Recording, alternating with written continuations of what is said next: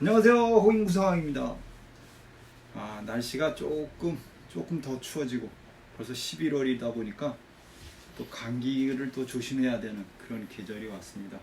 낙엽도 그냥 거의 다 떨어지는 것 같아요.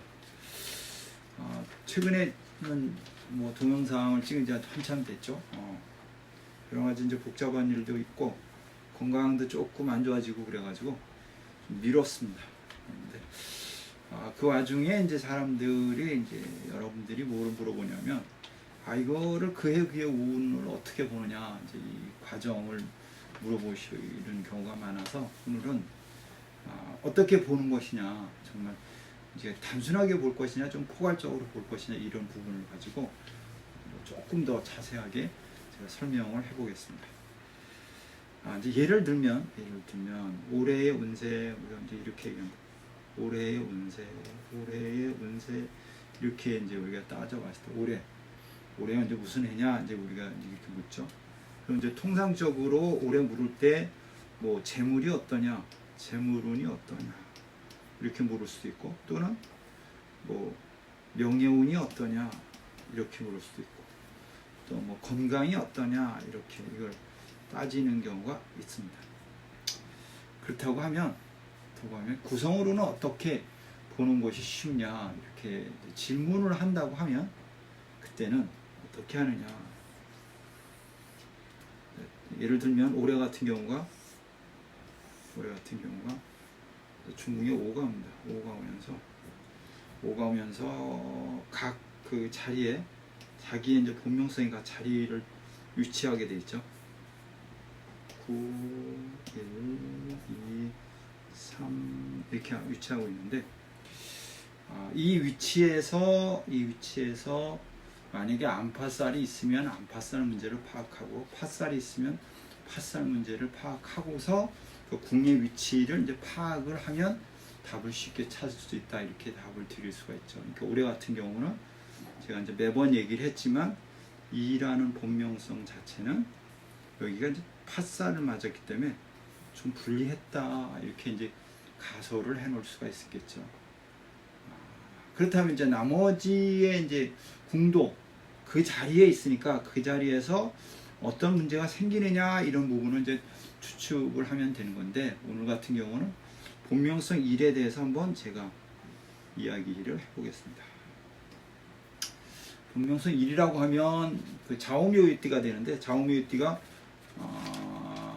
61년생 토끼띠, 그 다음에 99년생이 있고 90년생이 있고 9년씩 차이가 나니까, 그 다음에 오는 게 이제 81년생이 있고, 그 다음에 72년 있고, 그 다음에 63년, 81년 이렇게 이제 형성이 됐어요. 이제 이분들을 이제 대표로 해서 한번 이야기를 해보면, 그러면 올해 어디 가서 있었냐 이걸 한번 관찰을 해보면, 어디가 있었냐, 감궁에 가서 있었다.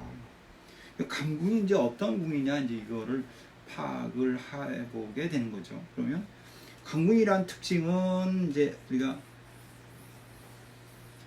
감궁이다. 감궁이란 의미는 어둡다 이런 뜻이죠. 어둡다. 이게 좀 두껍네요. 뭐 두꺼워도 어둡다, 힘들다 이렇게 얘기하죠. 힘들다 이렇게 이제 해석을 할 수 있고요.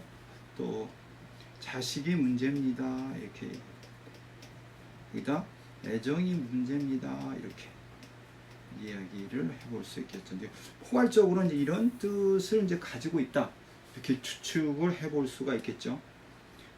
그러면 이제 감궁 자체는 또 우리가 건강상으로도 뭐라 그러냐면 좋지가 않아요 이렇게도 얘기를 하고 있죠. 그래서 이걸 포괄적으로 정리를 하면 건강이나 주변 사람들의 문제로 문제가 생기고, 거기가 감궁이니까 애정사의 유혹이 생길 수 있고,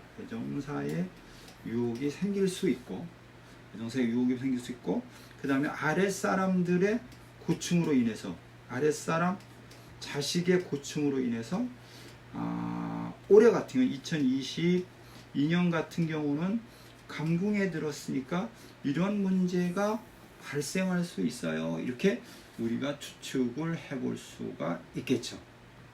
거기에서 이제 포괄적으로 오는 게 그로 인한 문제점이 뭐가 있냐면 문서가 이제 동행을 하게 되는데 이걸 추적하려면 또 이제 복잡하지만 그렇기 때문이야 이별을 생각하게 됩니다. 또는 이혼을 생각합니다. 이렇게도 이제 얘기를 할 수가 있을 것 같아요. 이게 이제 포괄적인 의미예요. 포괄적인 의미.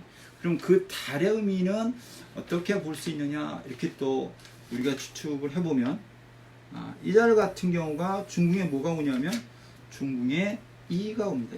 이가 오는 것 같아요. 이가 딱 오게 되죠.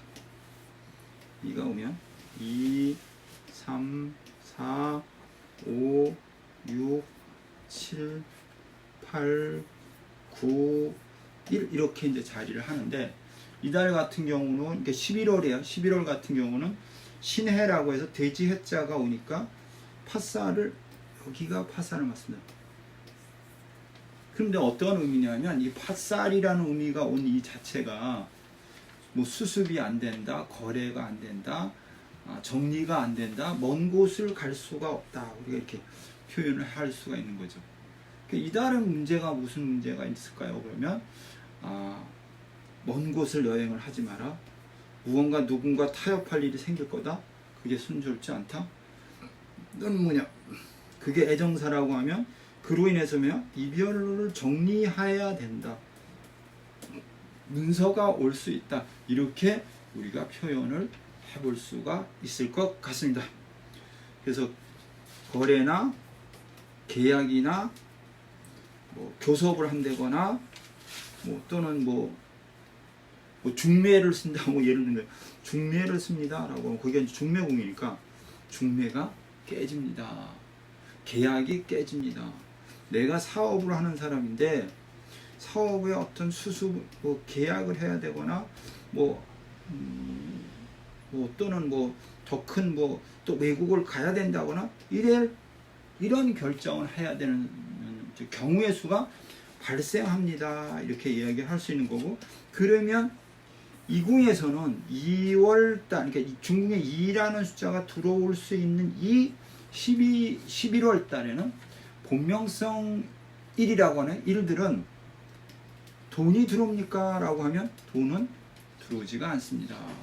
애정은 좋아집니까? 라고 하면 그럼 금전운이 좋아집니까? 아니요.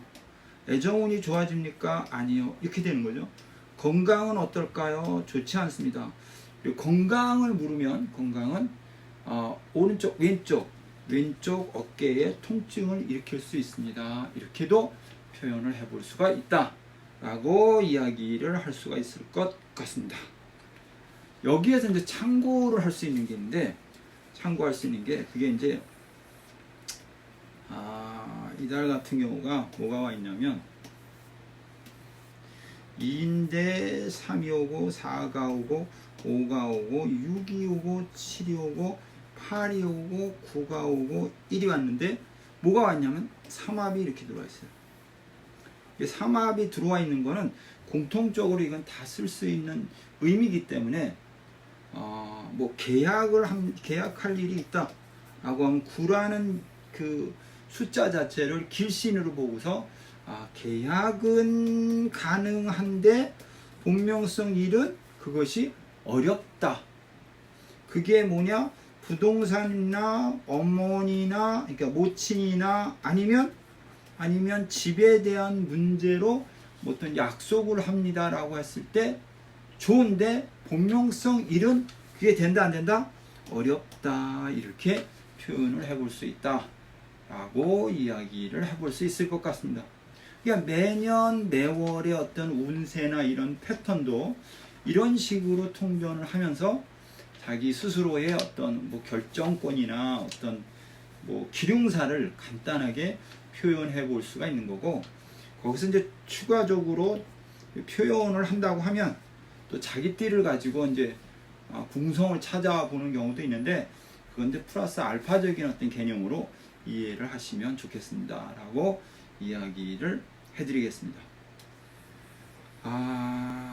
그러면 하나를 더 첨부하면 2가 왔을 때 2, 3, 4, 5, 6, 7, 8, 9, 1입니다. 여기 깨졌고, 여기 깨졌고, 그 다음에 여기 깨졌고, 여기 깨졌는데, 그러면 이제 뭐 첨부라 그러나? 더 해서 설명을 해보면, 어디로 가는 것이 나는 이달에 유리할 것이냐라고를 판단해보자라고 했을 때는, 1이라는 수하고 6이라는 수는 나한테 금생수니까 좋은 거고, 7이라는 수도 나하고는 유리한 수니까 금생수가 되니까 좋다, 이렇게 얘기를 하면서, 만약에 여행을 가거나 뭐 명예를 위해서 뭐 내가 갈 수 있는 방향은 뭡니까? 라고 했을 때 정확하게 남쪽이나 북쪽이나 이쪽이 나한테는 유리한 방향입니다, 이렇게 이야기를 할 수 있고, 그 이야기는 11월에 한해서만, 11월에 한해서만 이 이야기는 적용이 됩니다, 이렇게 표현을 해볼 수가 있는 거고, 이쪽 방향으로 가게 되면 이런 숫자의 만큼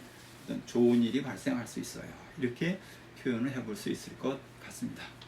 여러분들도 각자 자기 본명성을 가지고 이런 방식으로 통변을 해보시면 쉽게 답을 찾을 수가 있을 것 같습니다. 호인 구성학이었습니다. 감사합니다.